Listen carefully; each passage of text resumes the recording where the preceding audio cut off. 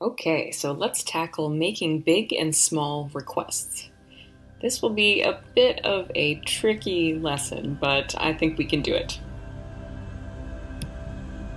The grammar here will be polite question forms. So we'll go from casual to formal questions and we'll take care of all the nuances in between. So the most common phrases used when you're being polite are the following. Would it be possible for you to, or would it be possible for me to? Would you mind doing, or ing? Would you? Could you? Can you? And will you? So these phrases, these polite questions, are highly nuanced and they can be split into two separate sections: formal and polite, and casual and familiar. So starting with formal and polite, would it be possible for you or me to is very polite and usually a very big request. So it's maybe difficult or it's something that is inconvenient. And would you mind doing is also very polite. It's a big request, but it's slightly less formal than the first one. Would you is also very polite, but you expect them to say yes. So the person you're asking is expected to say yes. Could you is also polite, but you're not sure if they will say yes. Now on to casual.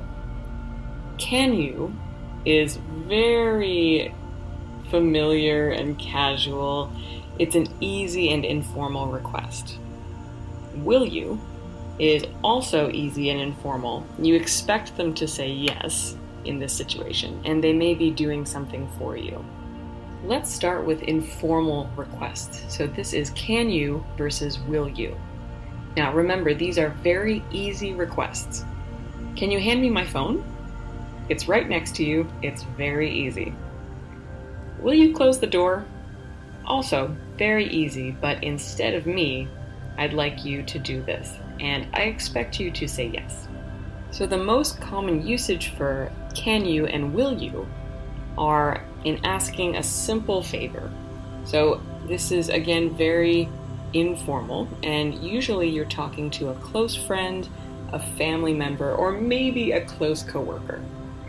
But mostly, can you and will you are used for everyday situations, and perhaps you're even living in the same house. A few examples are, can I borrow your jacket? Will you call them to cancel? Can you answer my phone? Let's look at the meanings of these. Can I borrow your jacket? This is a very easy thing, and perhaps you're asking your partner who you live with, and so there's no difficulty here. Will you call them to cancel? This is perhaps a reservation you may have, but you're not going to go. So it's an easy favor that someone can do for you so you don't have to do it. So you expect them to say yes. Can you answer my phone? It's right next to you. Again, very easy. Just pick it up and answer it. Let's move on to standard polite requests. So this is could you versus would you. Could you make a reservation for me? This is quite polite, and it's a bigger request than anything using can or will. Now, could you is probably the most useful polite request. So if you're not sure, you can use could you for most situations unless it's a very big request. Now, would you let them know I will be late? Polite and expect a yes. So could you and would you are very, very useful in slightly formal situations. So you use could you or would you when asking a favor of someone who might say no. So this is could you. So asking an acquaintance. So an acquaintance is someone you don't know that well or a stranger. And again, used in slightly formal situations if you're out in public and you need some advice, and it's quite useful at work to sound more polite in your speech. Some examples using could or would are as follows. Could we use your phone? Would you make sure they have the right address? Could I borrow your notes? Let's look at some details here. Could we use your phone? Perhaps you're out in public, you're asking a shop owner who may say no, but your phone battery has died and you need some help. So this is a polite way to ask. Would you make sure they have the right address?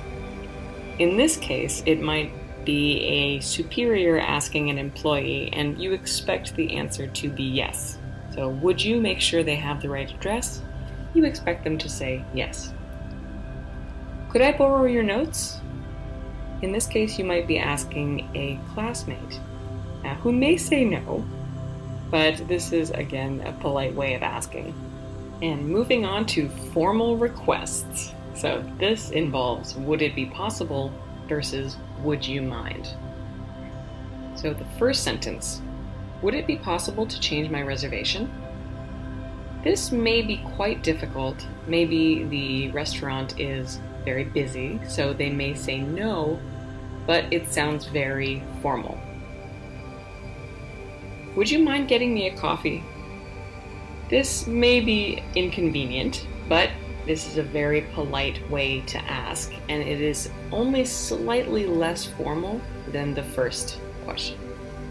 So these very polite forms are used often when you're asking a very big favor of a friend or a colleague, or you're requesting something that may be difficult and the answer may be no. Now, this is very useful at the office to sound professional and polite, and as a general rule, using a longer sentence makes you sound much more polite. So if you are worried about sounding too casual, use one of the longer options. Now, because these are longer sentences, we need to take a look at structure first. So let's look at would it be possible? The first question, would it be possible for me to do this? This means, can I do this? So I want to do something, and in this case, you would say, would it be possible to do this? And for me is not necessary in this situation because it's implied. The second, would it be possible for you to do this, means, can you do this for me? So I can't do it, I need you to help me. In this case, you always use for you. So would it be possible for you to do this for me? Now, basic sentence structure for would you mind comes in two forms. The first, would you mind plus an ing verb plus an object, usually. So this first one is, I need your help. Would you mind driving me to my appointment? In this case, would you mind and ing. The second, would you mind if subject, past participle. Would you mind if I borrowed your car? So in this case, I want to do something and I need to know if you are okay with it. So would you mind if I borrowed? You need the past participle when you say this sentence. So we're going to do a lot of practice in our practice section. So let's just look at some more explanations of these forms and some answers for them. So how to answer these requests. Most of the questions can be answered in the same way. So would it be possible? Would you? Could you? Can you? Will you? All of these can be answered with, of course, no problem, or no problem at all. Or in the negative, I'm sorry, I can't, for some reason perhaps. I'm sorry, I have plans. But the one form, would you mind ing, or would you mind if I, always has to be answered with not at all. Because would you mind is asking the question, would it bother you? So the answer has to be not at all, if you wouldn't mind. But if you don't want the person to do something, you can say, actually, I have plans, for example. But actually is an easy way to say no without sounding too forceful. I wouldn't recommend saying I would mind because this sounds quite aggressive.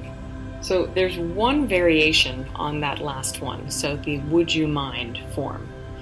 There is a very formal would you mind if I borrowed your car. That is a big favor and you want to sound polite. But there is another form of this that is quite casual.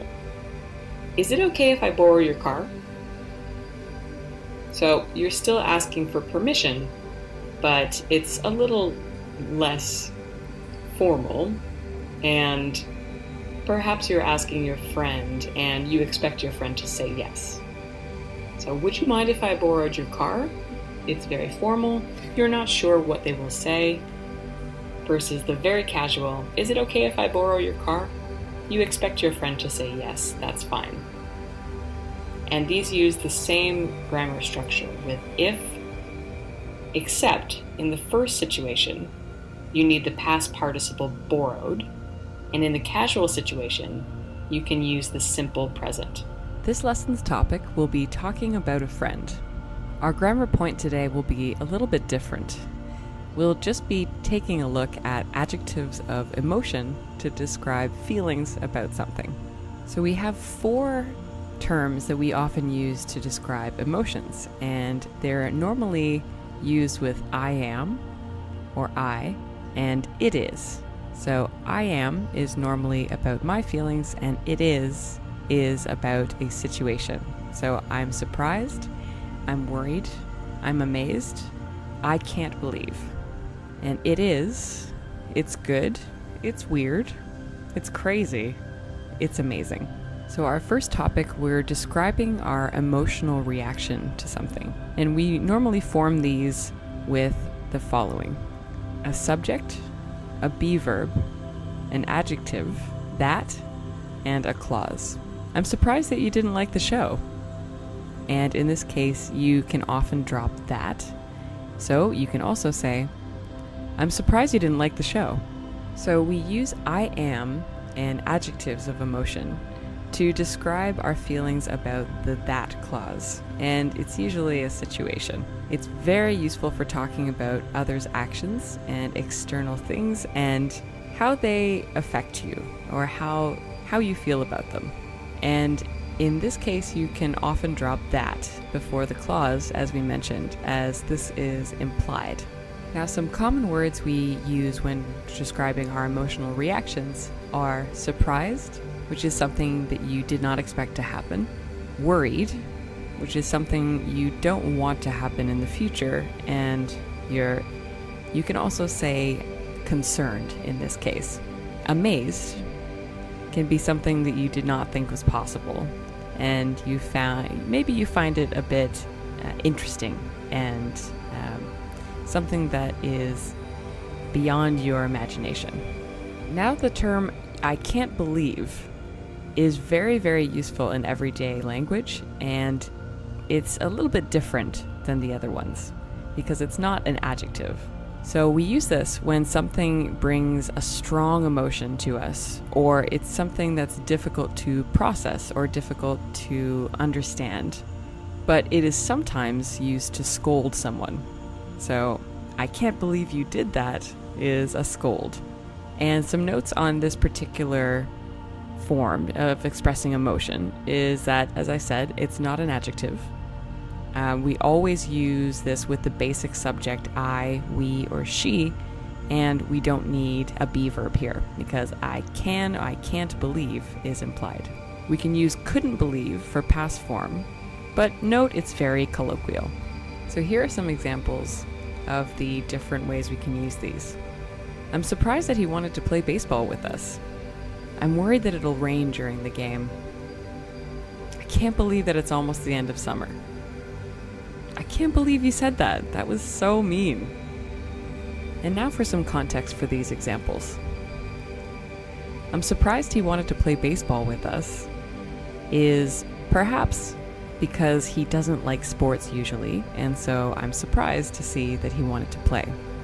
I'm worried it'll rain during the game, because then the game will be canceled, so I'm worried about this future thing that I don't want to happen. I can't believe it's almost the end of summer. So I can't believe is a strong emotion. It's perhaps extra surprising. Maybe summer felt very short. And the second version of this, I can't believe you said that. That was so mean. So this is for scolding someone. So you are surprised at someone's negative actions, and perhaps you want to tell them that you don't approve. And now a slightly different version of this, describing the state of a situation. So here is where we use it instead of I, he, we, she, and other such pronouns. So we form this with it, a be verb, an adjective, and that, and a clause. It's weird that she wanted to stay home. She loves parties. As we mentioned in the previous slide, we use it and adjectives of emotion to describe the elements of a situation or the general characteristics of the that clause. So when you want to talk about things that are outside of yourself and things that you want to comment on, we can use it and an adjective and a that clause. But note that we don't usually drop the that in these cases when we say it. And some common words we use with it can be it's good, which is something positive. It's weird to say something that is strange about a situation. It's crazy can mean something very surprising or something that you couldn't imagine. And amazing is something extremely positive or impressive. So something that is something that you couldn't do, but you are amazed someone else can do it. And you're quite impressed as well. And we'll look at some examples using it. It's good that you went to visit him. It's crazy that Anthony's having a baby. It's amazing that we still don't know everything about the ocean. And now some more context for these examples. It's good that you went to visit him.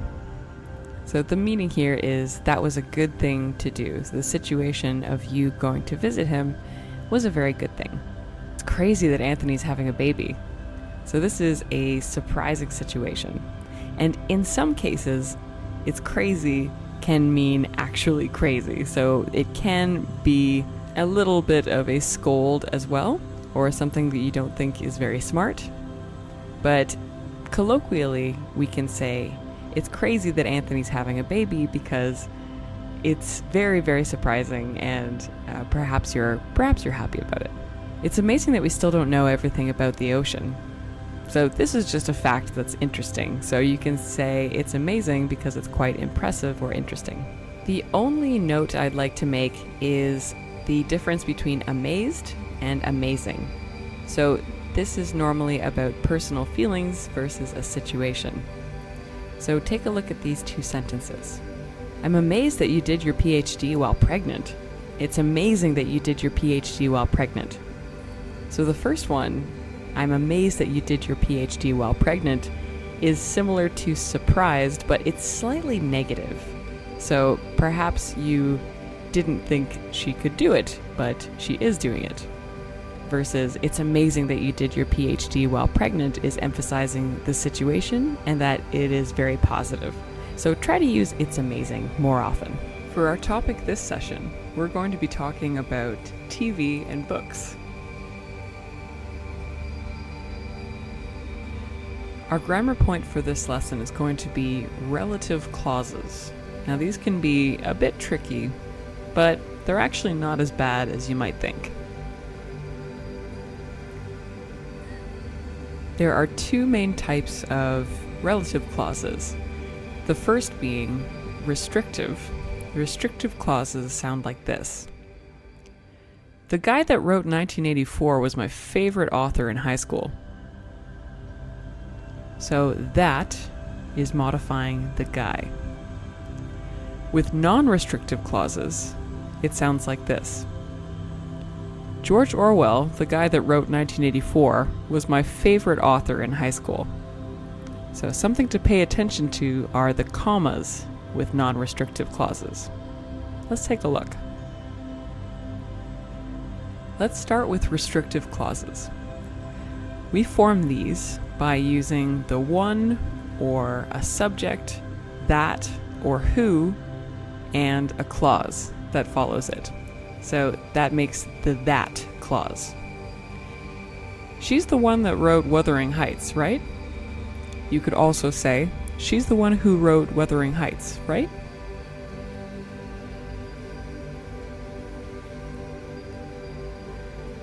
So a little more detail on these. In restrictive clauses, that is the most common in North American English. In British English, they can also use which. And for restrictive clauses, the that clause provides important information and it makes the sentence make sense. With restrictive clauses, you can often drop the that and it would still make sense. And other words we can use in this situation are who, or the one who, or the one that, to indicate something and give more information about it. So let's look at some examples.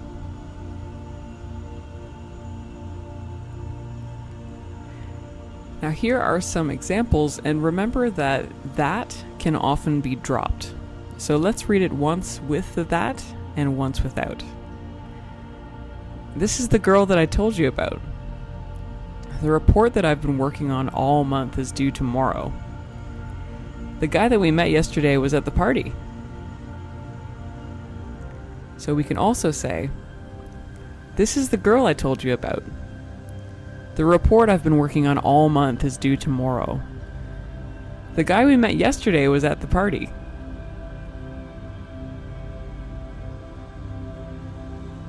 So again with our restrictive clauses, here is some more detail. This is the girl I told you about. So in the restrictive clause, the girl needs more information. So you can't say this is the girl without finishing the sentence. And the that clause finishes this sentence. The report I've been working on all month is due tomorrow. So again, we need information on which report. So you can say the report is due tomorrow, but we don't know which report. The guy that we met yesterday was at the party. So we can say the guy was at the party, but we need more information on which guy this is. So that's what we put in the that clause.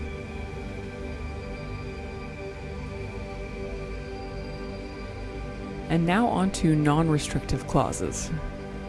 So the grammar here is very different in many situations. So we can have a subject, that or who, and a clause, but there is normally something more to the sentence. So that guy over there who's wearing a hat is a musician.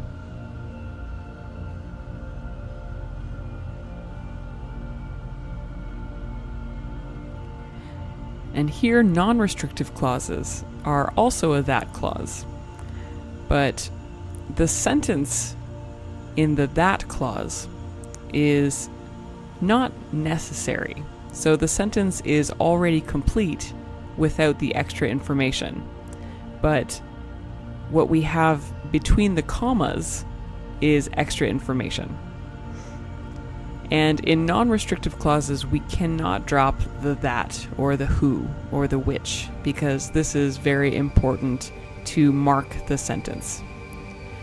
But other words we can use are who, the one who, or the one that, or the one which, and words like this.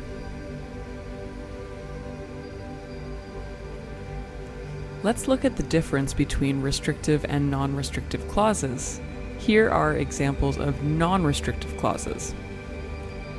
Pavel, who went to law school with me, works at a law firm downtown. Ryan, the guy that I told you about, finally moved to Vancouver. This is the bar, which we've been to a few times, with an awesome pool table.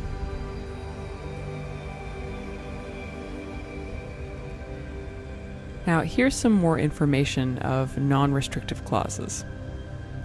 Pavel, who went to law school with me, works at a law firm downtown.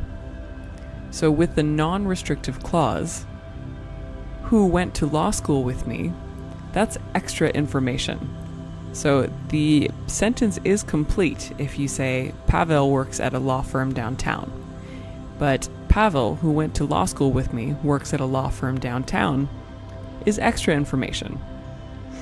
And remember, you cannot drop the who, that, and which here. So let's look at the other two. Ryan, the guy that I told you about, finally moved to Vancouver. The sentence is complete if I say Ryan finally moved to Vancouver, but the sentence in between is extra information. This is the bar, which we've been to a few times, with an awesome pool table. So it's not as important that we've been there. It's the main point of the sentence is this is the bar with an awesome pool table.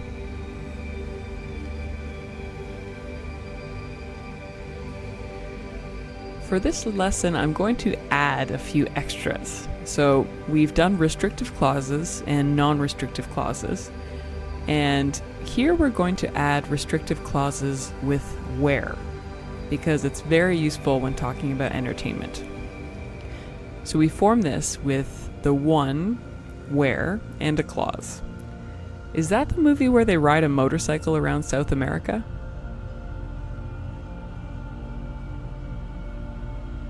So we can use restrictive clauses with where to describe what happens in a movie, a book, or a song, or any kind of entertainment. The where clause often describes the plot or defining characteristics of something you are reading or watching or listening to. It's not necessarily grammatical, but it is very common in everyday speech. And one example that you might know is in the American sitcom Friends. Most of the episode titles begin with the one where and some kind of explanation of the plot. So the one where Rachel quits, for example.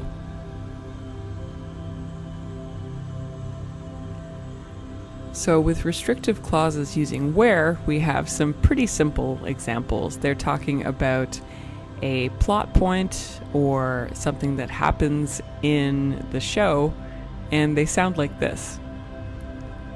Have you seen the one where Chandler gets stuck in a bank? The Alchemist. Is that the one where the shepherd travels through the desert? I love the part where they all sing Tiny Dancer. So these three sentences involve the beginning of the sentence, where, and often it's a present tense form when you're describing the plot. So Chandler gets stuck, the shepherd travels through, they all sing. And this is very common when talking about entertainment again, so give this a shot next time you're discussing it. This lesson will practice catching up with an old friend.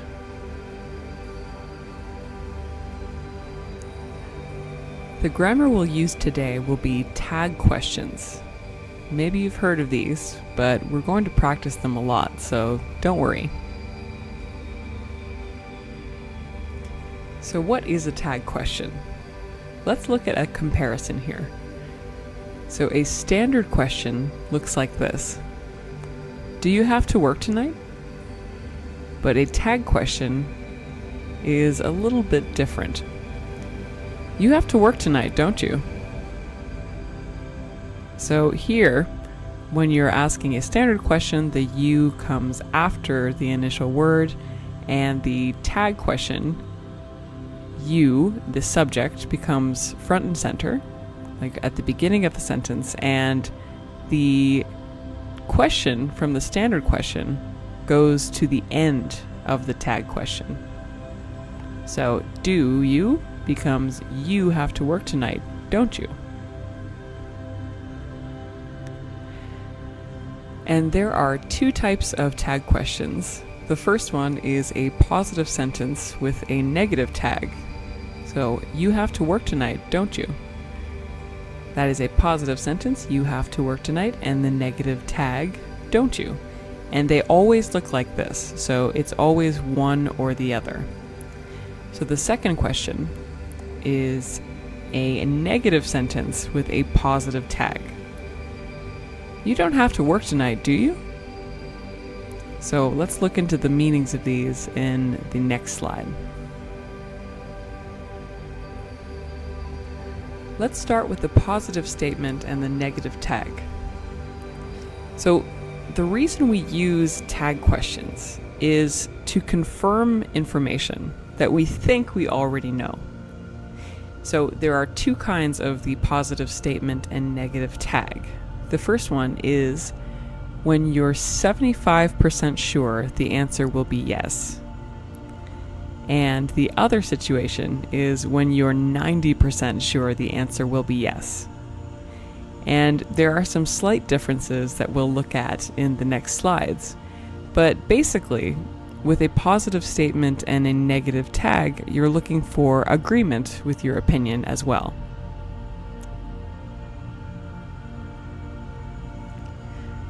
So for the two meanings of the positive statement and negative tag, there are differences in inflection, so the upward swing of the voice and the downward swing of the voice. You have to work tonight, don't you? So in this case, you're only 75% sure that the person has to work tonight. Make sure you swing your voice up at the end. You have to work tonight, don't you? So with the downswing of the voice, you are 90% sure. So it doesn't sound like a question in this situation. You're 90% sure and you are just confirming.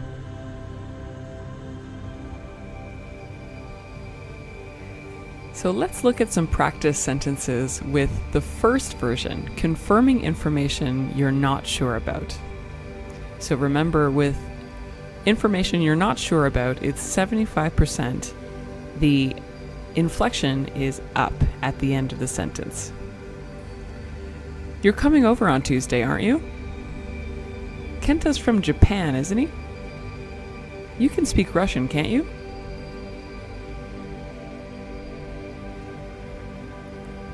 Let's look at some more detail here.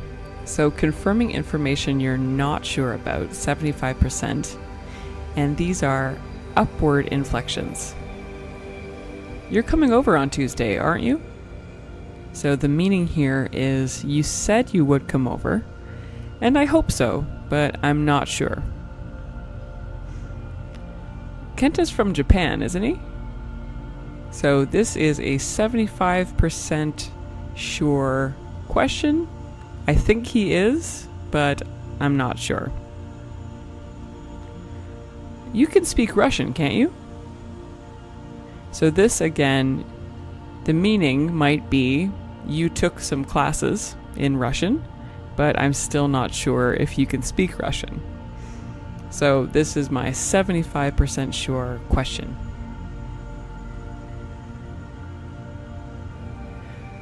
Our second situation is confirming information you are 90% sure about, or you're looking for agreement. And here we use our downward inflection.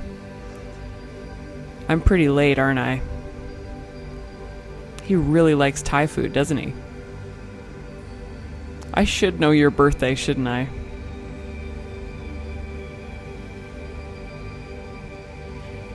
So remember, with the downward inflection, it's something you're 90% sure about, and you're just confirming or looking for agreement. And remember that they don't sound like questions because the downward inflection sounds like a statement. I'm pretty late, aren't I? Which means I know I am late and I feel a bit bad about it. He really likes Thai food, doesn't he? In this case, maybe you're 90% sure he likes Thai food, but you're really just looking for agreement. I should know your birthday, shouldn't I? Means I know I should know, and I feel really bad.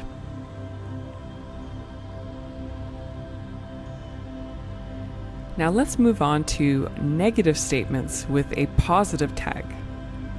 So we use these when we are not sure about the answer, but you hope for confirmation of the negative statement. So you want the negative statement at the beginning of the question to be true. And we can also use this when making an indirect request of someone. This is a little bit tricky, but we can practice it.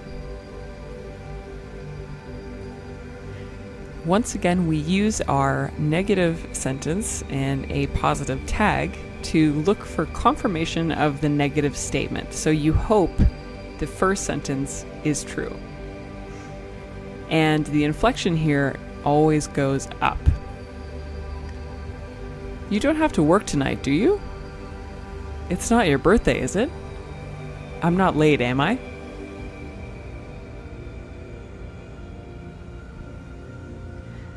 So because we're looking for confirmation of the negative statement, the meanings sound like this. You don't have to work tonight, do you?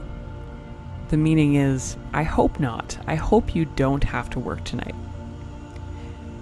It's not your birthday, is it? So you hope it's not their birthday, because if it is their birthday, then you didn't know. I'm not late, am I? Means I don't think I'm late, and I hope I'm not late, but I want you to confirm the negative statement before the tag, before the positive tag.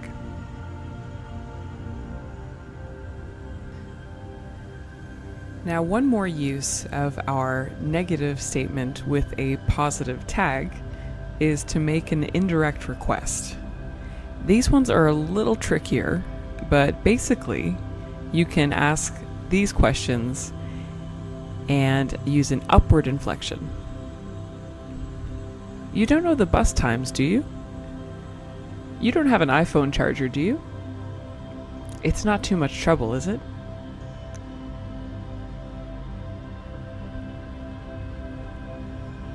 So the reason these are indirect requests is because they're quite soft. So you can ask, do you know the bus times? Or you could ask, you don't know the bus times, do you? Means if you don't, that's perfectly fine. That's okay if you don't know them, but I thought I would ask anyway. You don't have an iPhone charger, do you? Means you might have an Android, and that's fine. It's not too much trouble, is it? If it is too much trouble, that's also okay. So these are indirect requests, and they're quite soft as well.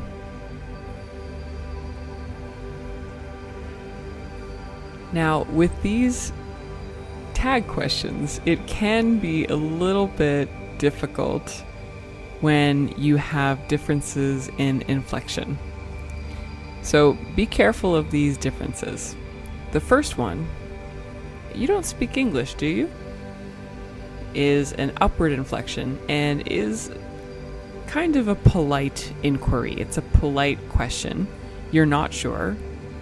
You're only 75%, so you're just checking. Maybe you're in a different country and you want to know. But you don't speak English, do you? With a downward inflection can actually sound quite rude. So if you're not sure about whether to inflect up or down, it's always best to use the upward inflection, just in case, because you don't want to sound rude.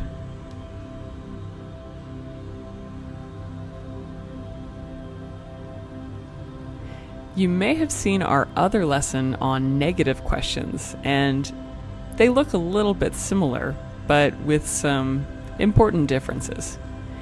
So our negative questions look like this. Don't you have to work tonight? So if you've done the other lesson, this meaning is you're almost 100% certain, but it can sound a bit accusing. So don't you have to work tonight means why aren't you at work? And a tag question, on the other hand, sounds like this. You have to work tonight, don't you? And this is a downward inflection. It's 90% sure. And you're not thrilled about it. You're not happy that they have to work. But it's just a standard confirmation. In this lesson, we'll focus on talking about a relationship. The grammar we'll focus on today is reported statements. We have another lesson on reported questions, but this particular lesson, we are just going to focus on statements. We're going to focus on three main forms of reported statements. Said, the most common. He said he was going to be late. Told that and told to. He told me that he was going to be late and to start without him. So two separate sentences. He told me that he was going to be late, and he also told me to start without him. Says, he says he is going to be late, is much more casual, and you'll notice that there is no change to the form of the sentence. But we'll learn more about that as the lesson goes on. Let's begin with said. He said, "I am going to be late."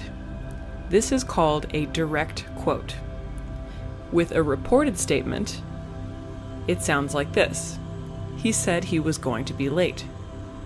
And the difference is we change the be verb from am to was, so the past tense. This is called backshifting, and we'll learn more about it in the next slide. Now, backshifting is a very important thing to understand with reported speech. In this slide, we'll look at the changes to present simple, perfect, and continuous. So with present, we move to the past. I'm an architect becomes she said she was an architect. From I am to she was. From present perfect to past perfect. I've been there a few times. This becomes she said she had been there a few times. So have been to had been. Present continuous to past continuous. I'm going to the park becomes he said he was going to the park. And now we're going to backshift past simple, perfect, and continuous. So we'll move from simple to perfect. I was a teenager at that time becomes he said he'd been a teenager at that time. Now with past backshifting, in perfect form, there is no change. I'd been there before remains the same. He said he'd been there before. Now continuous changes to a perfect continuous. I was waiting for a while becomes she said she'd been waiting for a while. Now, reported speech can be quite complicated, so sometimes we can simplify things by keeping them more casual. I was an artist in Paris can be the same. She said she was an artist in Paris. In the previous slide, it's grammatical to change the simple past to the past perfect, but in more casual speech, people usually keep this the same. So feel free to keep it simple and use was. And now we've reached backshifting for future simple, perfect, and continuous. The first one moves from present to past. I will send the materials shortly becomes he said he would send the materials shortly. From perfect to perfect, there is no change. I'll have sent the materials shortly. She said she will have sent the materials shortly. And present continuous becomes past continuous. I'm sending the materials shortly becomes, she said she would be sending the materials now. Now, notice that now is changing from shortly. Okay, so now that we've covered backshifting, now we'll take a look at each reported statement tool and find out how to use it.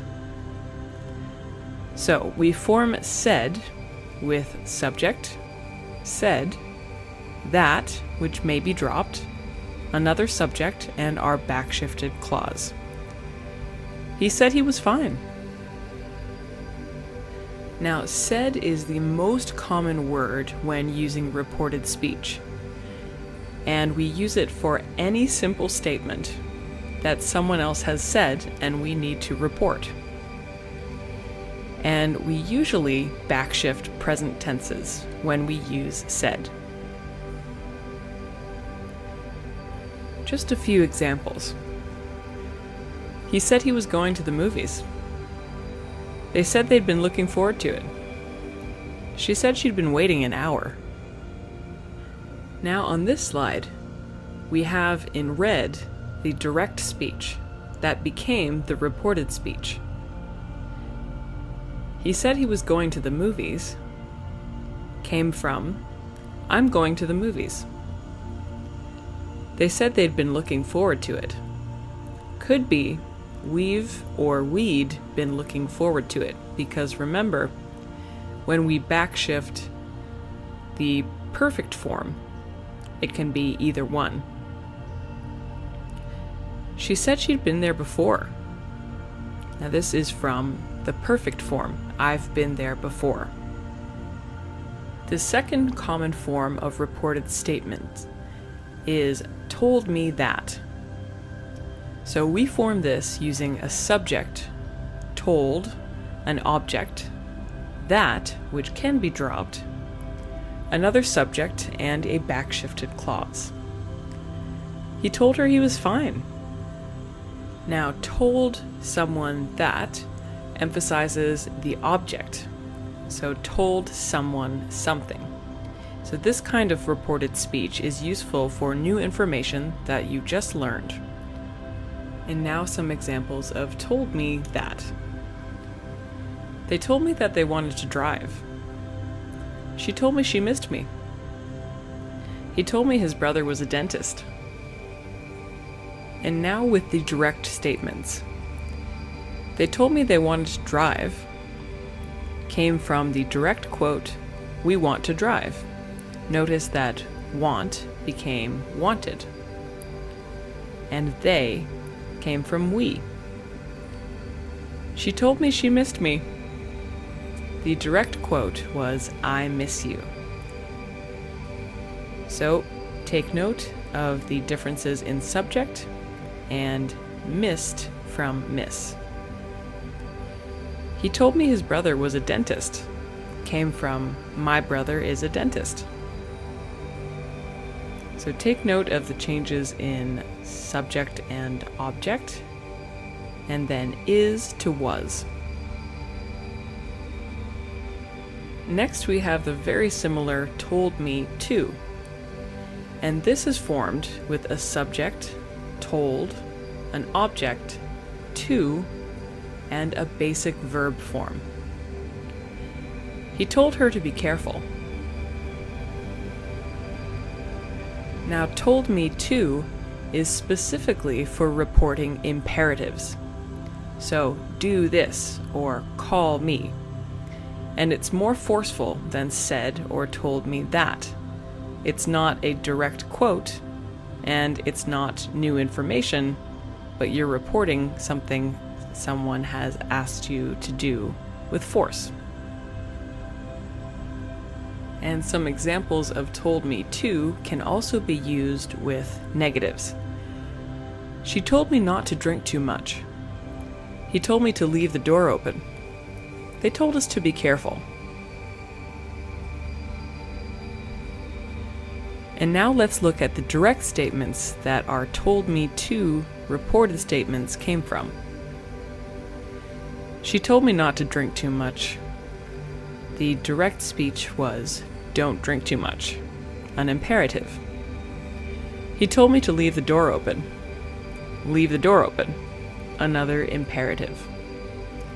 They told us to be careful. Be careful. Now, remember, when reporting imperatives, it is almost always me or us. But sometimes you're reporting an imperative that someone else had heard. So you can use these too.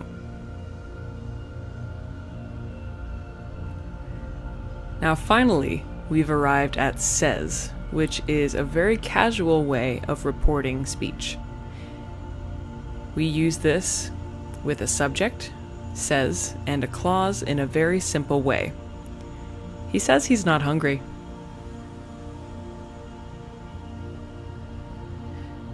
Now, this is a very casual way of reporting speech. It's also the easiest. We can use this when directly repeating something that is happening right now. And it can also be used with things that are currently true. And most exciting, there is no need to backshift with this form of reported speech. Now, the signal words to look out for are right now or these days, because they are generally repeating something directly or things that are true currently. So here are some examples of some casual reported speech. He says he's really busy right now. She says she'll be late. They say they're on their way. There are a lot of ways to backshift, but let's review just these 3 before we practice. So in present forms, we will generally backshift as follows.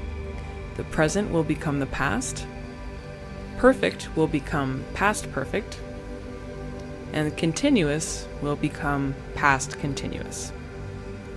Now let's take a look at some examples. This lesson we'll be talking about blowing off steam with friends. We'll be practicing idioms at home. If you haven't already, take a look at idioms at work for our second session. Again, since idioms come from many different sources, we're going to use 3 broad categories for this one. Kinds of speech, social situations, and negative situations. Our first section will be idioms for kinds of speech. The first one, ring a bell, means when something sounds familiar or you have heard it before. Beat around the bush means to avoid the main topic in conversation. Come out of left field is a topic that seems random or appears without context in conversation. Spill the beans means to tell a secret, and very often this is by accident. In this first section, these idioms describe nuance in conversation and are often used when commenting on the way someone says something. And a few notes. The first, ring a bell, and come out of left field are often after the word that or it, and they cannot be used to describe a person. So let's look at some examples. So here are some examples. I might know him, but his name doesn't ring a bell. He kind of beat around the bush for an hour before he finally told me he'd lost his job. What? That question came out of left field. I heard you're getting married. Sorry, Richard spilled the beans. So here, ring a bell and came out of left field have his name and that question. And a little bit of context for these examples. I might know him, but his name doesn't ring a bell. This means his name doesn't sound familiar. So you may have met him before, but his name doesn't sound familiar. His name doesn't ring a bell. He kind of beat around the bush for an hour before he finally told me he lost his job. And this means he avoided the main topic because the main topic was difficult to say. So it was difficult to say he lost his job, so he kind of beat around the bush. What? That question came out of left field.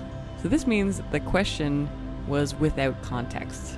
So if you're talking about one thing and someone asks a question which seems not related. I heard you're getting married. Sorry, Richard spilled the beans. Means he accidentally told a secret. Our next section is idioms for social situations. So our first idiom is down to earth. This is an adjective, and it means someone who is honest, relaxed, and unpretentious. Go with the flow means to let things happen naturally and without a strict plan. So if you are meeting a friend, but you haven't decided what to do, you can just go with the flow. Blow off steam means to release tension from a stressful time. So if you have been very busy at work, maybe you need to blow off some steam. When in Rome is an interesting idiom because only the first 3 letters are often used. The full idiom is when in Rome, do as the Romans do, and it means to follow a group's actions in an unfamiliar situation to you. So, in this example, if you are in Rome, which was many, many years ago, this idiom came about. In Rome, they did things a little bit differently from other places. So, when you are in Rome, in an unfamiliar situation, you should do as the Romans do. So, follow the group's actions. The most common usage of these 4 idioms is describing how to act in a situation. And often in social situations, you're not sure exactly how to act, and this describes making plans or deciding how to act. And one note, down to earth is the only adjective in the group, and it describes a person. The rest of the idioms are all verbs. And here are some examples. Kim's so down to earth and easy to talk to. We'll take the subway downtown and just go with the flow from there. It's been a tough week. I need to blow off some steam. I don't usually like dancing, but when in Rome. And here is some context for these examples. Kim's so down to earth and easy to talk to. So this means that Kim is an honest person who is unpretentious, and it's easy to talk to her without feeling nervous. We'll take the subway downtown and just go with the flow from there. Means we'll just let things happen. We don't have a plan. We'll arrive downtown and go with the flow. It's been a tough week. I need to blow off some steam.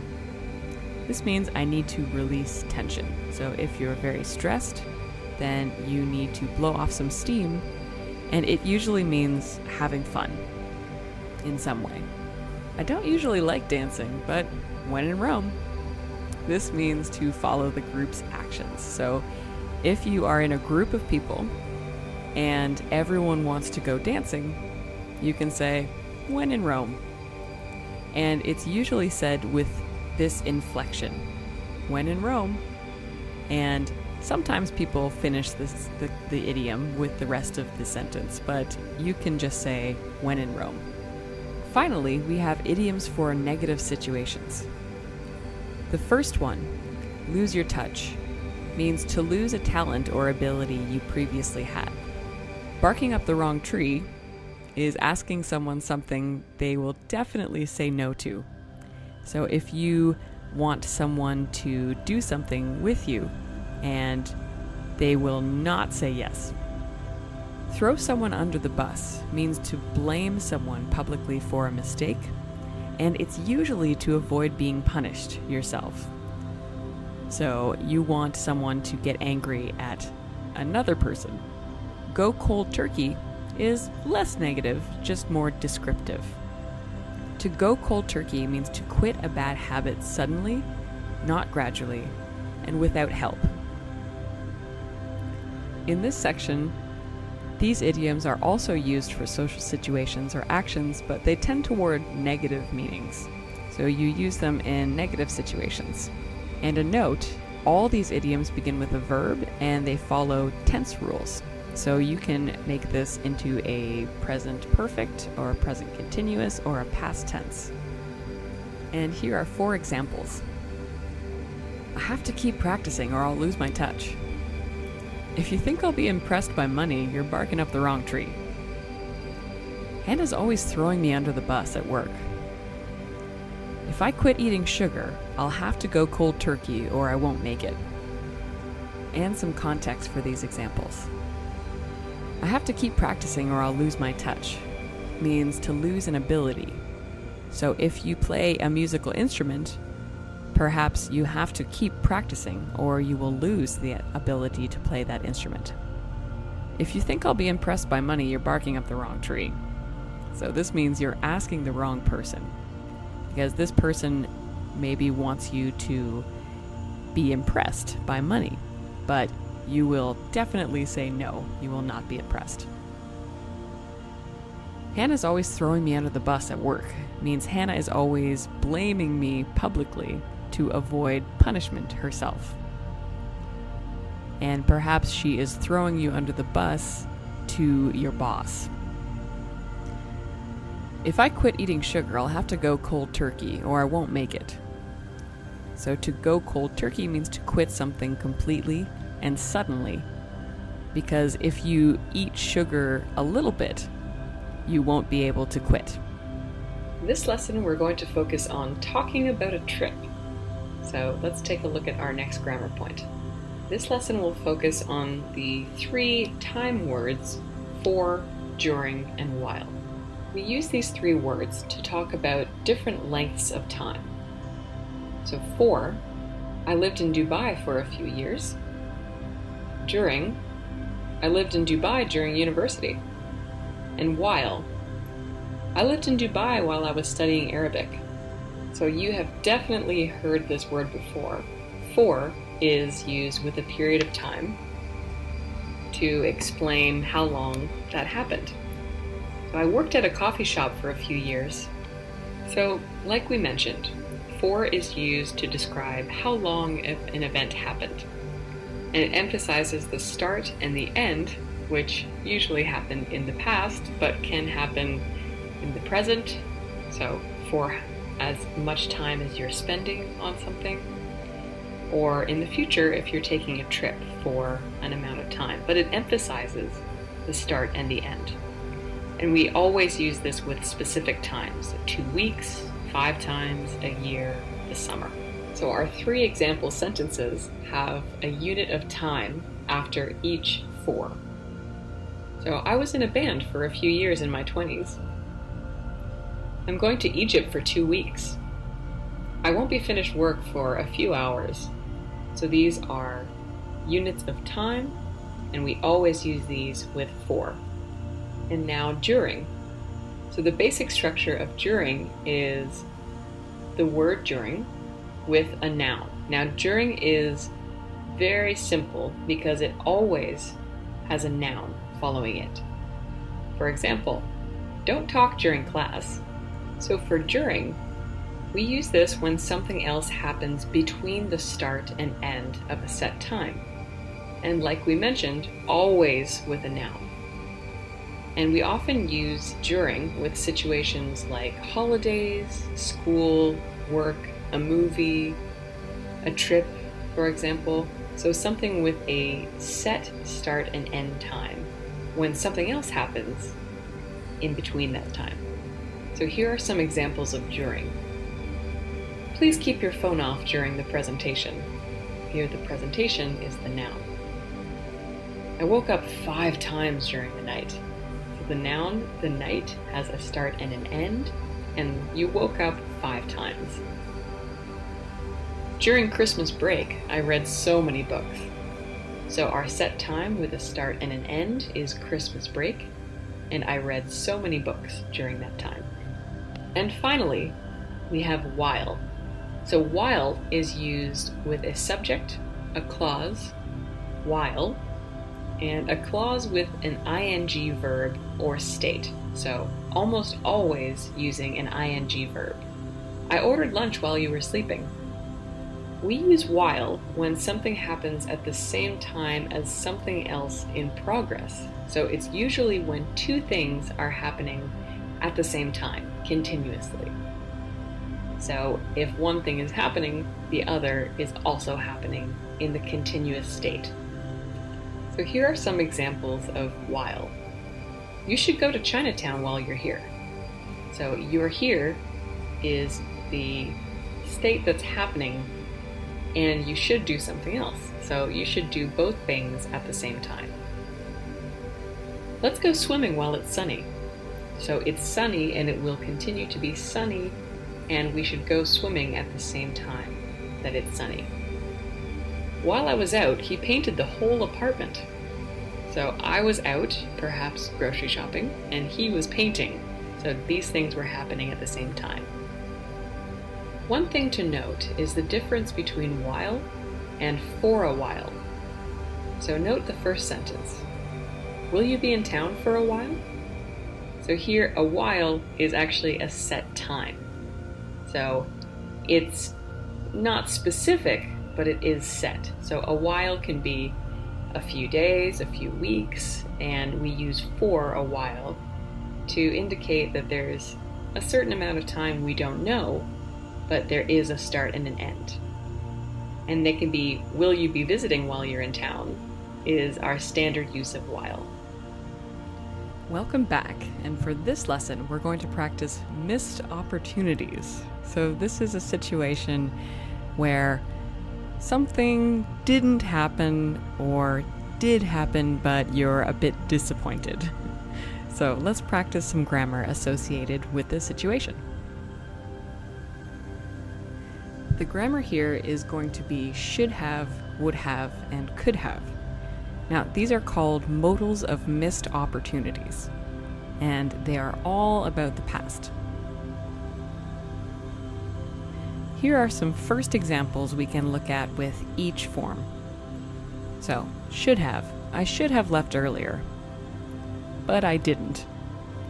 Could have. I could have met you guys, but I was pretty tired, so I didn't. Would have. He would have been there, but he got stuck at work.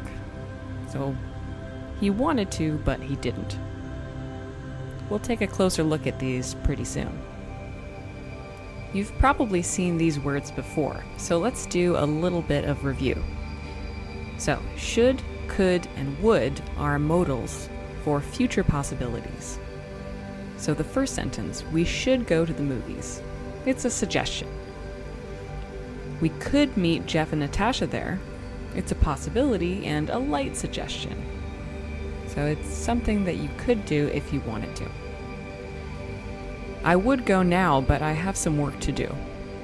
So this is a positive intention. So I want to go now, but I do have some work to do, so I can't.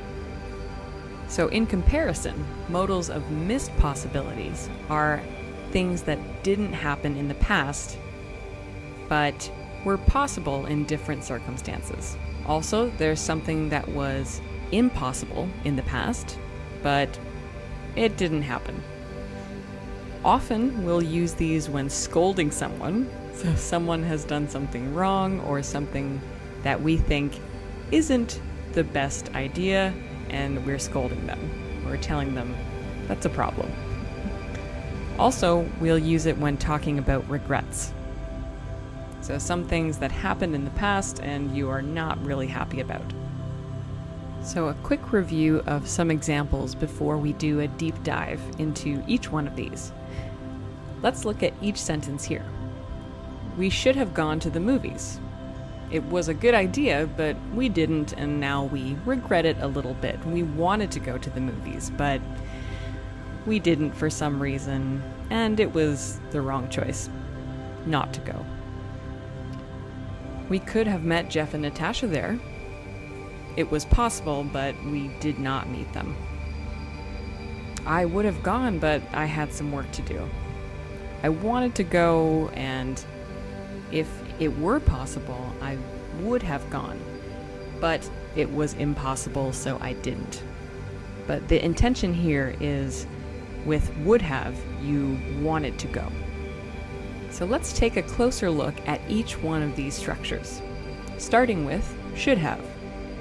So the basic structure is subject, should have, and past participle. Now remember, past participle we usually use with passive or some kind of perfect tense. I should have called you. So should have is probably the most common when discussing things you regret. So you're expressing regrets or scolding someone. And these are used when the action in the past is something that you didn't want to happen, so shouldn't have. So I'm regretting something I did in the past.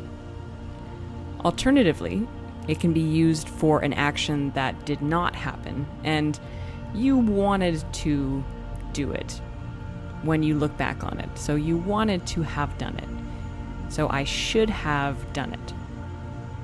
This can also be used for expressing expectations that did not happen.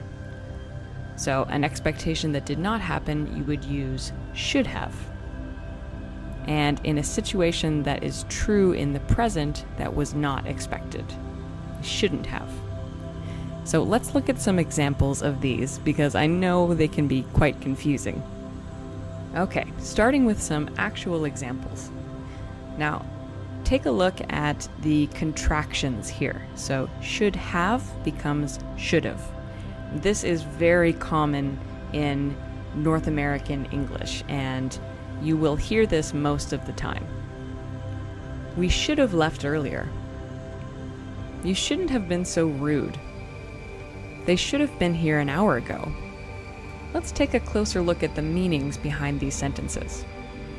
We should have left earlier means we didn't leave earlier and now we're late and we're regretting that decision. You shouldn't have been so rude, but you were and now she's angry. So this is definitely a scold. This is something that you wish someone didn't do. So you're letting them know you shouldn't have been so rude, and now we are in a situation that is not nice. They should have been here an hour ago. So this was an expectation, but they're not here, so something probably happened. So this is not true in the present. They aren't here, but I expected them to be here an hour ago. Moving on to could have basic structure. We could have been in Mexico right now. So this is the exact same structure as should have and would have. The subject, could have, and past participle. We could have been in Mexico right now. Now, could have is one of the more simple versions of this grammar point, has a very simple explanation, and happens in two situations. So we use could have to express something that was possible in the past, but it didn't happen. And alternatively, something that was impossible in the past. So in this case, we couldn't have. So it was completely impossible, and there's no room for any kind of possibilities. So what does this look like in practice? Here we have 3 examples. She couldn't have been at the show. She was with me. I could have been a doctor. This could have been a disaster. And now some explanations of these examples. She couldn't have been at the show. She was with me. So this was impossible in the past. So perhaps a friend said, "Oh, was Kelly at the show?" But this was not possible because she was with me. I could have been a doctor. So in the past, it was possible. I could have gone to medical school and I could have been a doctor, but I chose not to be. This could have been a disaster. So, in different circumstances, it was possible in the past for an event to have gone very badly. But it didn't happen, so it wasn't a disaster, but it could have been a disaster. Would have is a little bit more nuanced, a little bit more complicated, but has the exact same structure as the other two. So subject, would have, past participle. He would have been so mad. So I mentioned this at the beginning, but would have is used to express something you wanted to do in the past, but the situation was impossible. So I have to stress that it's something that you wanted to do. This was your intention and it was desirable for you to do. It can also express something that was impossible in the past. So it wouldn't have. So it is something that even if you wanted to, it would not have been possible. It was impossible in the past. In another form of this, it can be a prediction for a past event that didn't happen. And often it's a prediction of feelings. So if you know someone very well, you can predict what their feelings may have been in the past. But right now, it didn't happen. So here are 3 examples of those different kinds of would have. I would have come to meet you. It wouldn't have taken long. You would have loved the show. Okay, so the nuances of these sentences are as follows. I would have come to meet you means I wanted to, but it didn't happen. So if things were different, I would have wanted to come and meet you. And that's what this sentence implies. I would have come to meet you. I wanted to. It wouldn't have taken long. Now, this is a prediction, but we didn't go on this adventure. So maybe we were going to a party, but we didn't go. But we predict that it wouldn't have taken long. You would have loved the show. So this is a prediction of feelings for a past event that did not happen. But the speaker knows the person pretty well, and so they can predict how that person would have felt at the show. You would have loved the show. So before we start practicing, I want to explain some very, very similar sounding sentences. The meanings are so close, but there is such a small nuance that they are different. So couldn't have versus wouldn't have been able to. So in both situations, this means something in the past was impossible. But the first one, she couldn't have met us. It was completely impossible and firm. There is no way she could have come to meet us. The second version, she wouldn't have been able to meet us, is also impossible, but it implies that she wanted to, and if she tried, it may have been more possible, but something stopped her and it was also impossible. This lesson's topic is reminiscing about the past. So when we talk about the past, and we say reminiscing, but it's really just remembering the past, we use used to, would, and simple past. So these 3 forms are a bit complicated, and used to has 3 separate uses. So we have I used to live in Paris, I'm used to speaking French now, I'll get used to speaking English again. So these are 3 separate meanings. And would, when we lived in Paris, we would walk everywhere. And simple past, I lived in Paris 6 years ago. So let's start off with used to. The general makeup of these sentences is subject, used to, and base verb. So I used to live on the west side.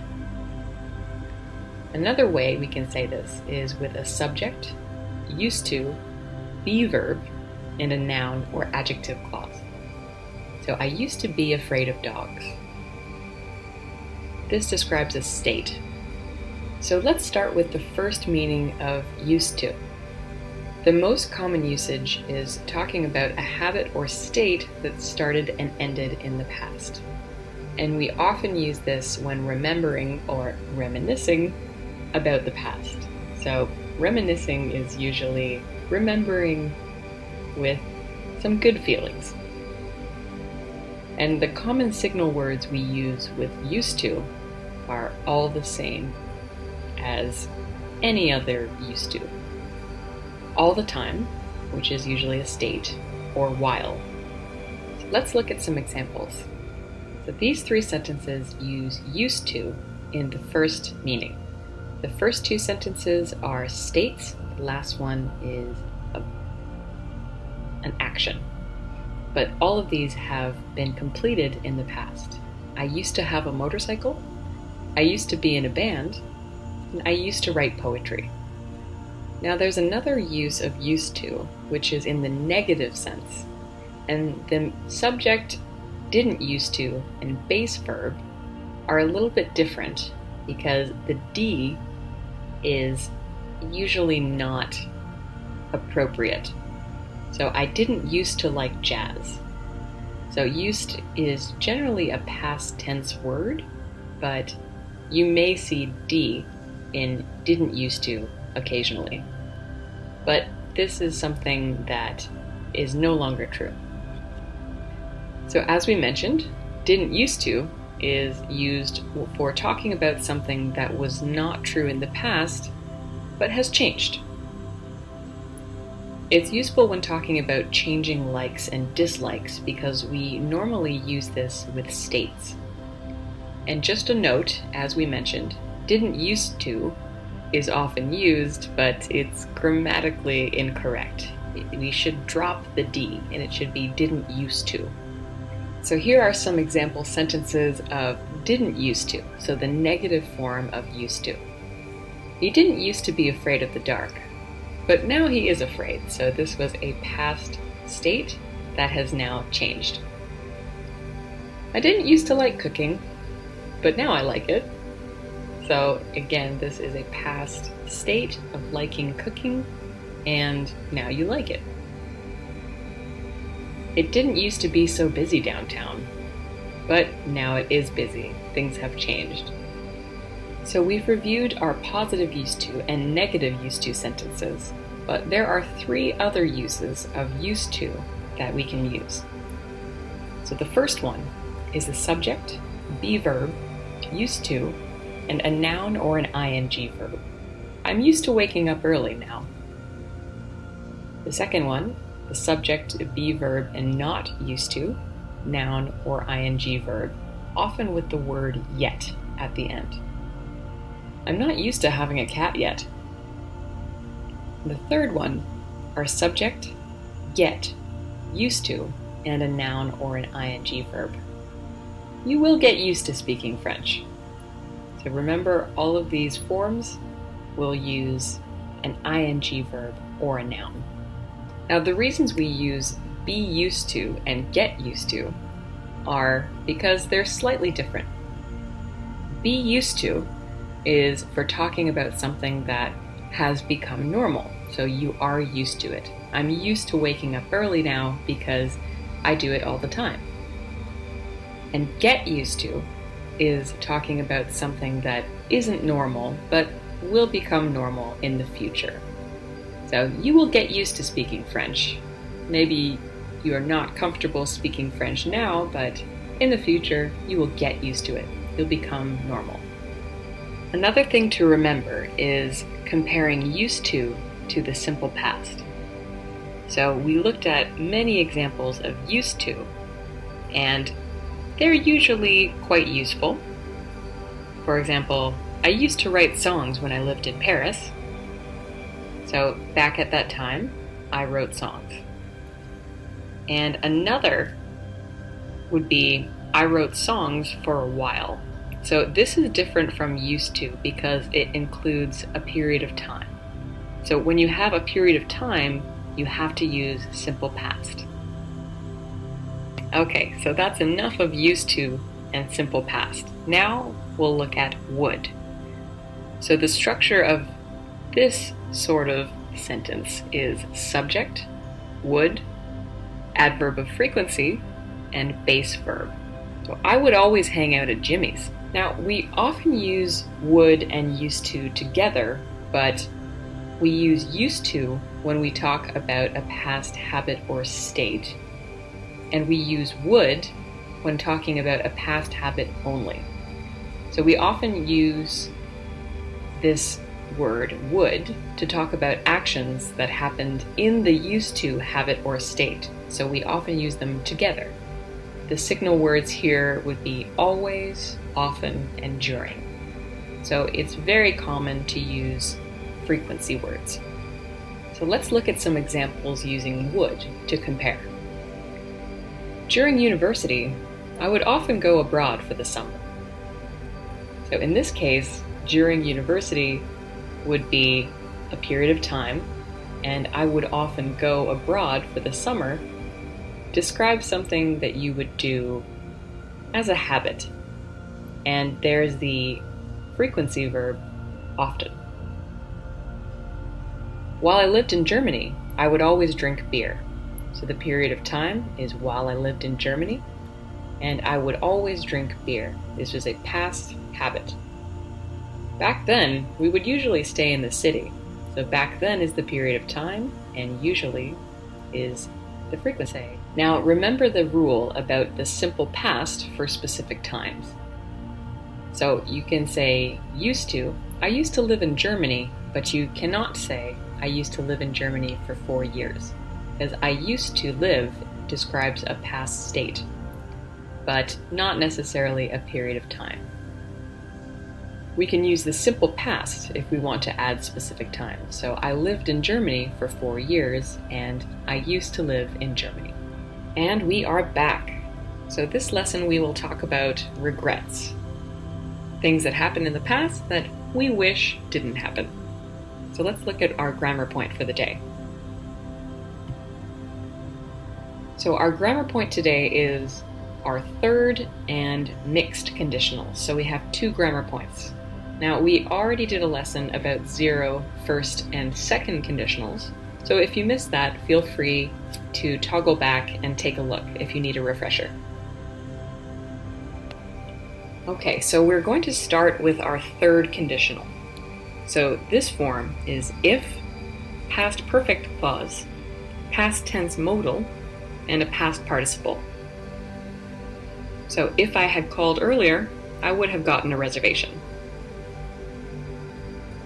So the third conditional is also a kind of hypothetical, except in this situation we're talking about untrue situations in the past. So we're describing past actions that cannot be changed, and possible outcomes if they were different.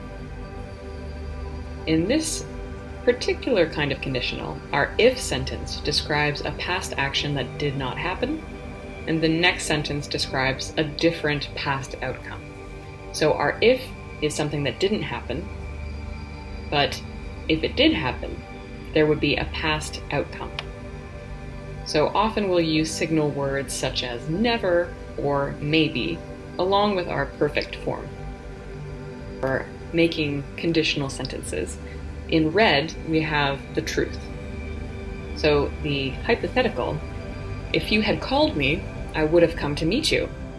So the facts are, you didn't call me and I didn't come to meet you. If I hadn't slept in, I would have been on time. The facts are, I did sleep in, I slept in, and I wasn't on time. If we hadn't stopped for burgers, we would have made our plane. So we did stop, get hamburgers, and we did not make our plane, so we missed our flight. Now, these 3 sentences are good examples of regrets or scolds. So the first sentence, if you had called me, I would have come to meet you. So the fact that you didn't call me means I couldn't meet you. And that's too bad. And the second 2, if I hadn't slept in, I would have been on time. It was a regret. And if we hadn't stopped for burgers, we would have made our plane. This was also a regret. With third conditionals, we usually use our past tense modals. So the most common one, would have been, that is our most common when we talk about conditionals in the third case. Might have been and could have been are also possible. But the arrow, it is describing the top is most certain and the bottom is least certain. So if you had called me, I would have been able to come over. That is most certain, and I could have been is least certain. So I could have been a doctor is not as certain. So here are some examples using words other than would have been. So we're using would have been, might have been, and could have been. If I had tried, I could have been a doctor. The facts are, I didn't try, but it was around 25% possible that I could have been a doctor. If I had gone earlier, I might have gotten a ticket. It was possible, it was around 50%. I'm not sure that I would have gotten a ticket, but if I had gone earlier, I might have gotten a ticket. If I had been there, I would have talked to you.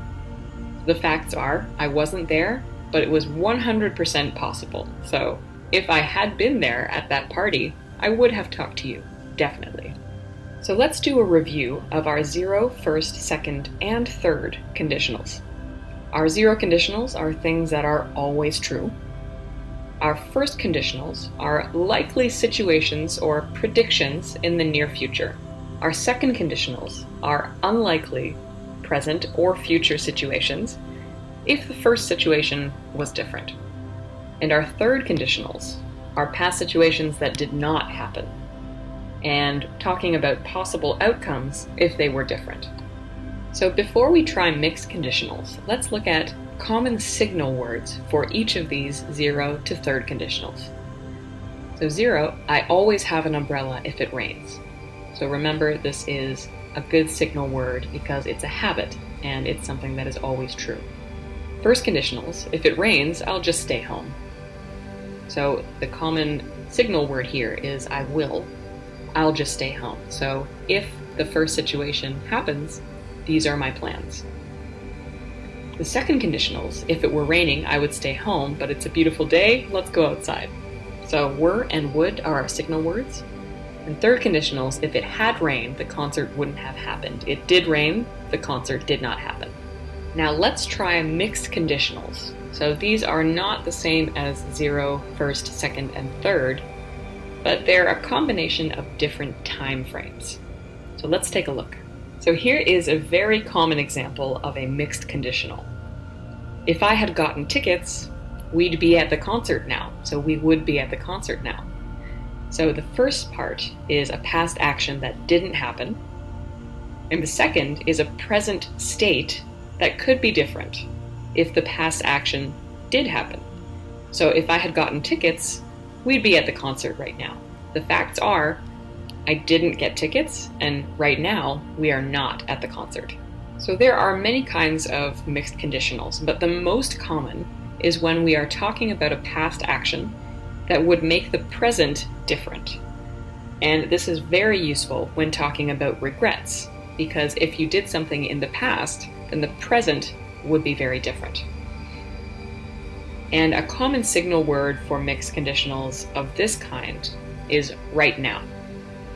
So whenever you see the word now or right now, this is usually a symbol of a mixed conditional with a past action that was not true. You might be wondering, what's the difference between a third conditional and a mixed conditional? So let's look at these two sentences. The third conditional, if I had studied harder, I would have passed the test. So both of these events happened in the past. The facts are, I didn't study hard and I didn't pass the test. So these both happened in the past, but if I had studied harder, I would have passed the test. A mixed conditional is, if I had started studying earlier, I wouldn't be so stressed now. So the facts are, I didn't start studying very early, and I am very stressed right now. So take a look at be and now to signal this particular kind of mixed conditional. So in the third conditional, both are in the past, and in the mixed, something's in the past and something is in the present. So these three examples are with mixed conditionals. If last year had been different, I would be in Greece right now. If we hadn't broken up, we would be married right now. If Kevin hadn't moved to California, he would be a very different person now. So let's review what this means for mixed conditionals. If last year had been different, I would be in Greece right now. So the facts are, last year happened, and I am not in Greece right now. So maybe travel was not possible last year, so right now, I am not in Greece. If we hadn't broken up, we would be married right now. But the facts are, we broke up, and we aren't married right now. If Kevin hadn't moved to California, he would be a very different person.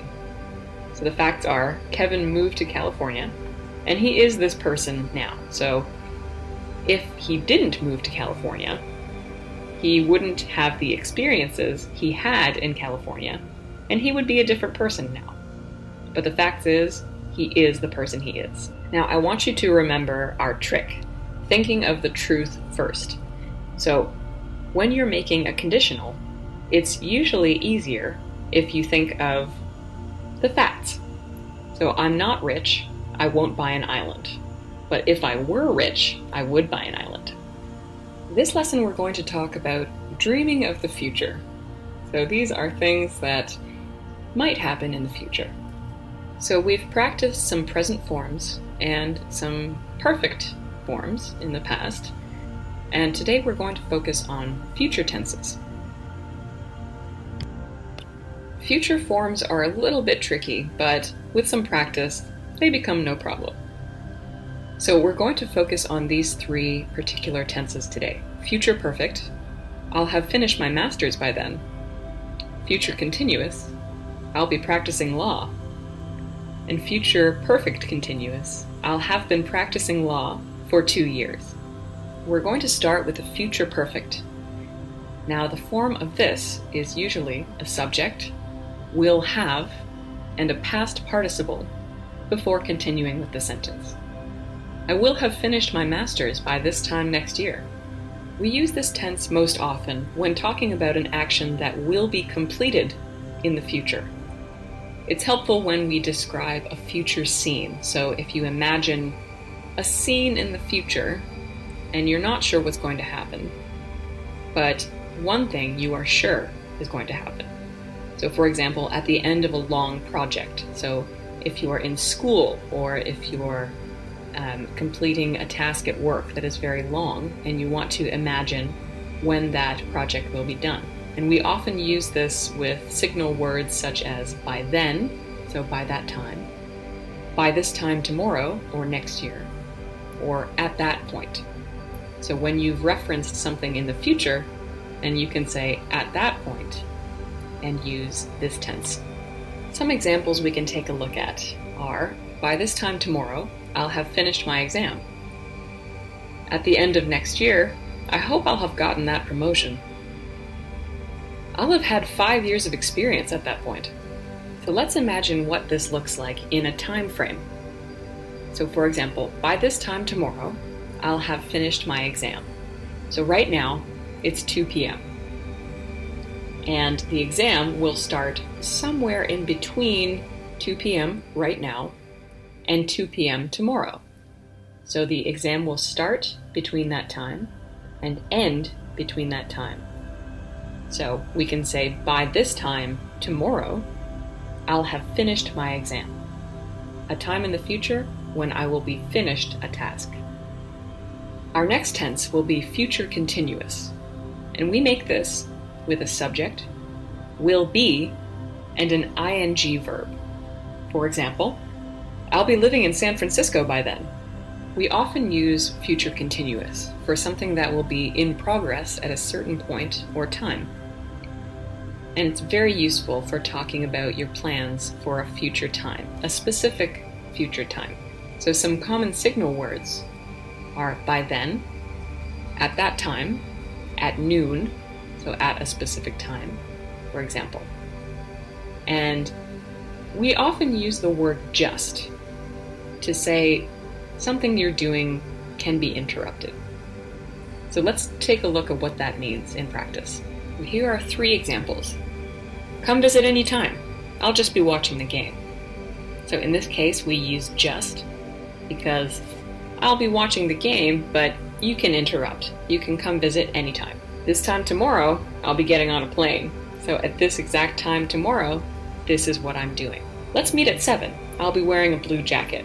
So this is what I will be doing at a future time, at 7. Let's look at the timeline here. This time tomorrow, I'll be getting on a plane. Right now, again, it's 2 p.m. in the present. But tomorrow at 2 p.m., this arrow is what I will be doing. So this event will be in progress at the same time tomorrow. This time tomorrow, I'll be getting on a plane. Now on to future perfect continuous. This is not always easy, but with some practice we can get it. So this is formed with a subject, will have been, and an ing verb. I'll have been working here for 5 years next May. We use the future perfect continuous when we're talking about an action that will not be finished by a certain time in the future. So something that will be in progress at the time you are talking about. So at the time you reference, something will be happening. But it will not be finished. So some common words are in 5 years, by then, and by that time. In June, we'll have been dating for 6 years. So right now, it's not June, it might be April. And when it becomes June next month, we will have been dating for 6 years. So unlikely to stop, and will be happening for an amount of time. I'll have been waiting for an hour and 5 more minutes.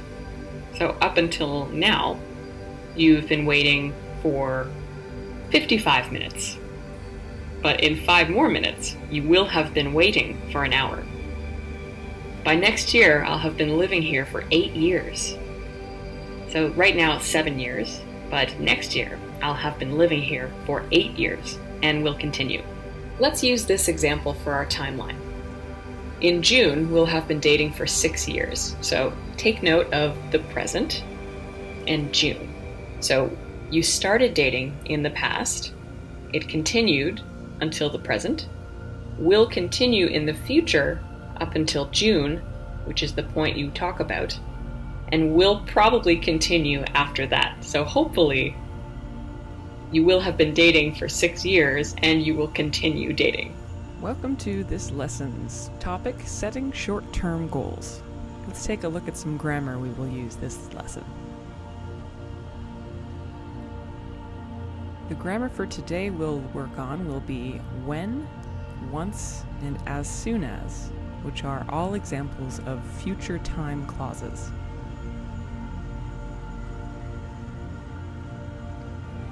We use future time clauses when we're talking about something that will happen after another event in the future.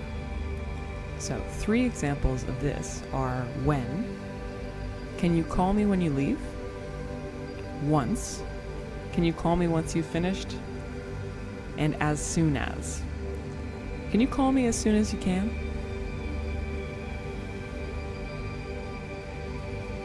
As we mentioned, we use future time clauses when explaining a second action that can happen only after a first event.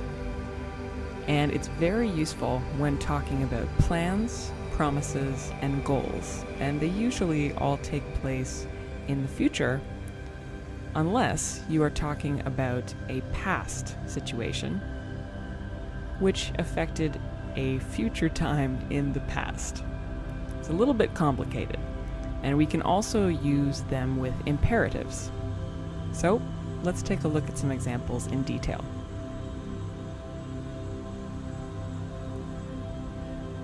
Our first word that indicates a future time clause is when. Now, when is a very useful word in everyday speech, and we form this by using a future clause, when, and a time clause, which is normally in present simple. I'll call you when I leave.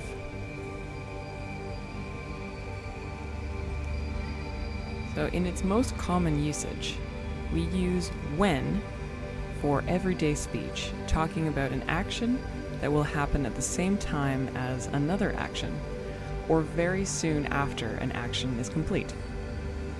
And the when clause usually follows the future clause.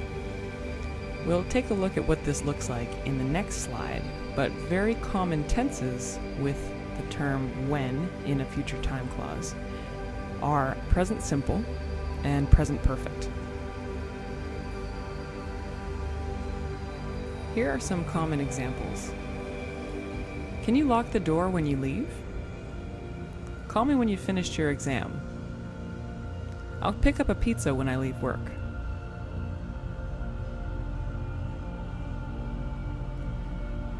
Now here's some context for these examples. And remember, the when clause usually follows the time clause. So, can you lock the door when you leave? Means leave and then lock the door at that same time. Call me when you've finished your exam usually means finish your exam and then call me at that same time. I'll pick up our pizza when I leave work means I'll leave and then I'll pick up a pizza shortly after. And this is used in an offering sort of situation. So I will pick up our pizza when I leave work. Our second word for future time clauses is once. And we form these sentences using once, a clause, and a future clause. And you can reverse these. So you can say, once I finish this, I'll be able to relax. Or you can say, I'll be able to relax once I finish this. With once, we use this when talking about an event that will happen sometime after another event, but not before. And usually we use once when there is no specified time when the next thing will happen, but it will happen after another event. The once sentence is usually in the present or perfect tense. And normally we say once, and after the once event happens, everything is different. So once something happens, everything will be different. Here are some examples using once. Once you have good coffee, it's hard to drink instant. Once we've finished the project, we can meet up. We'll plan a trip once they open the borders again.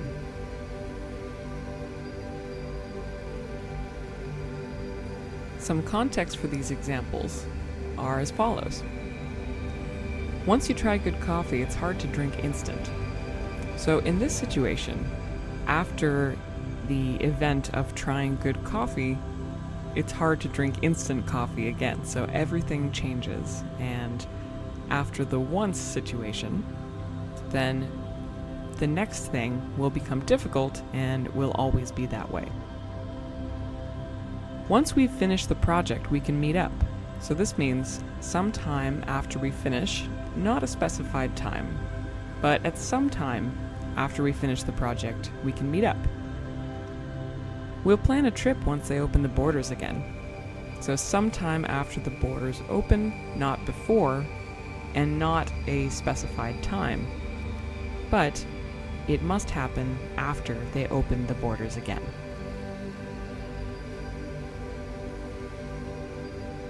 And finally, we come to as soon as. We form this by using a subject, a future clause, as soon as, and a present clause. I'll call you as soon as the plane lands. This one seems tricky, but is actually quite simple. So let's look at some examples and a description of this one. So we normally use as soon as when something happens immediately after another event in the future, and there is usually a sense of urgency when we use this one. The event in the future clause must happen before the next action, and we often use this with simple and perfect forms. So let's take a look at some examples in the next slide. Here are 3 examples using as soon as to give you an idea. I'll let you know as soon as I've finished work. Make sure to take these pills as soon as you wake up. As soon as I graduate, I'm going to travel around Southeast Asia.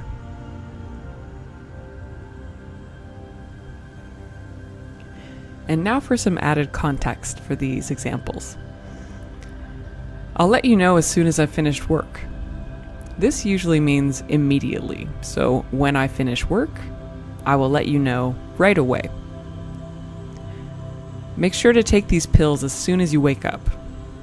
So this is medical, and so there is a bit of urgency here. And we want to make sure right after we wake up, we take the pills.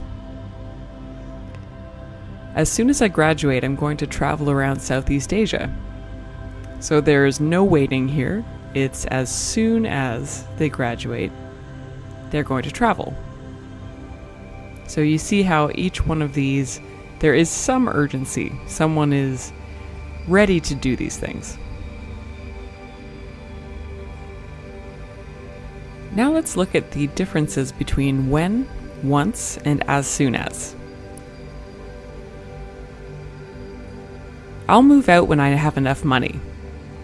So remember this as being an everyday use word and something not very urgent, but usually has something to do with a habit. I'll move out once I have enough money. This is a little bit more urgent, but again, not immediate, but pretty soon after the original one. I'll move out as soon as I have enough money. This one is immediate and urgent. I'll move out as soon as I have enough money is going to take place right after. This lesson will focus on New Year's resolutions as our topic. The grammar point we're going to focus on today will be gerunds and to infinitives. Now these are very similar and can be tricky because they are used with many different words, but with a little practice, we should be fine.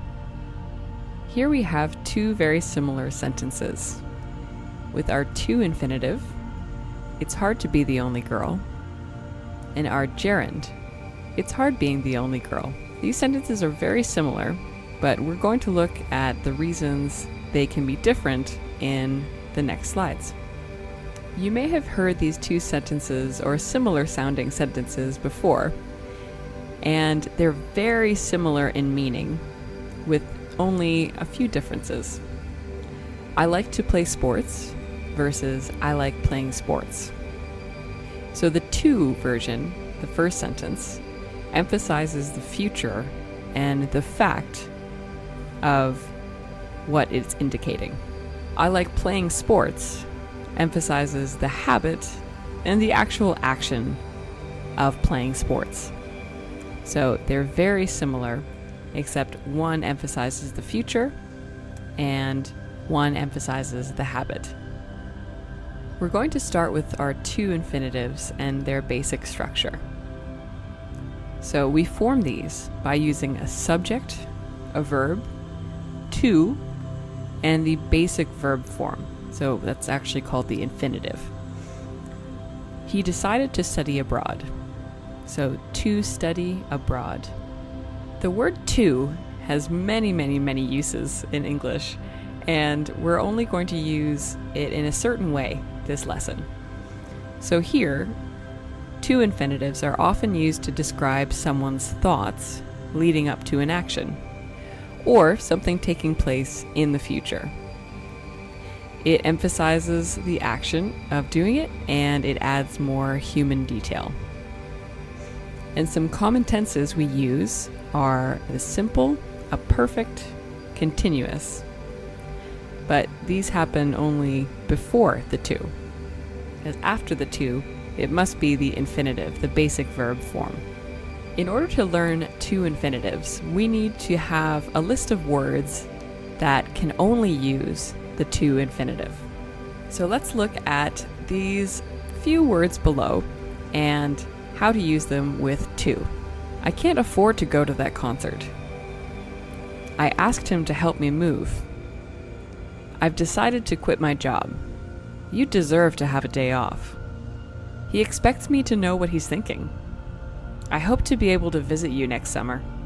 So take note that ask and expect can take an indirect object. They can be split by an object. So asked him to or asked to can both be used. Same with expects me to and expects to. Just to make sure we understand how many forms we can use to infinitives in, here are 5 more words. I didn't mean to make you sad.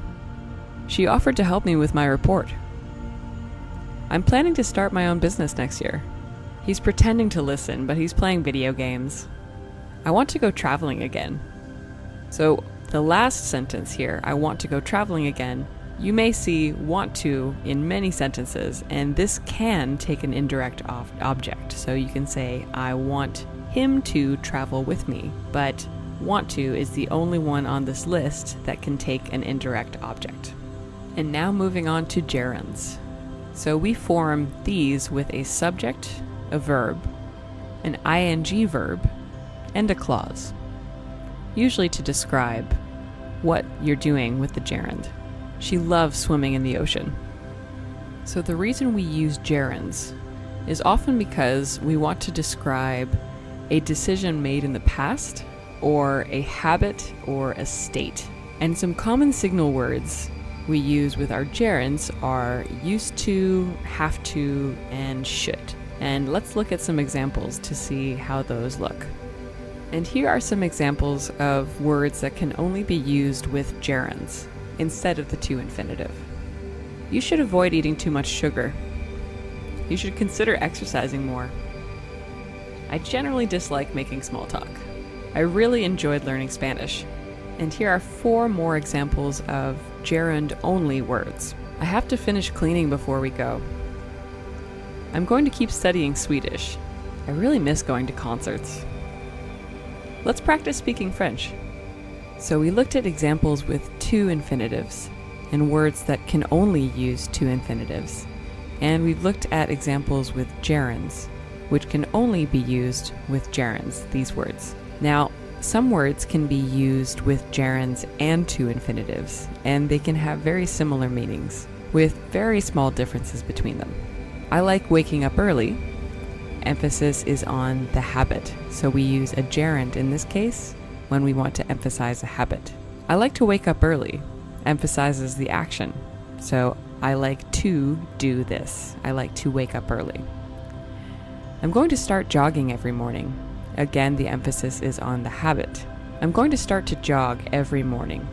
Now this is an emphasis on the future, so it hasn't happened yet, but it will soon. Now here are a few more, and remember that sometimes a gerund can emphasize a state as well as a habit. Do you want to continue working? Here the emphasis is on the state of working. So you are already working. Do you want to continue working? Do you want to continue to work? This question is emphasizing the future. So something you might do in the future. Do you want to continue to work? Versus something that was happening already. Do you want to continue working? The state. Let's try surfing today. Again, here the emphasis is on the state. So surfing is not a habit yet, but it would be a state if we try it today. Let's try to surf today. And the emphasis here is on the future, similar to continue, but here try to can also mean attempting to do something for the first time.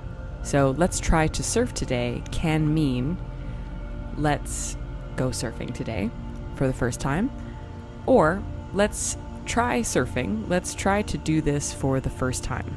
And maybe we'll be good and maybe we won't. On the last 2 slides, we talked about gerunds and to infinitives having similar meanings. But the next 2 slides, we'll take a look at gerund and to infinitives with the same word, but which have different meanings. So the first one, I hate disagreeing with you. This sentence means you hate disagreeing with the person in general. So this is describing a state.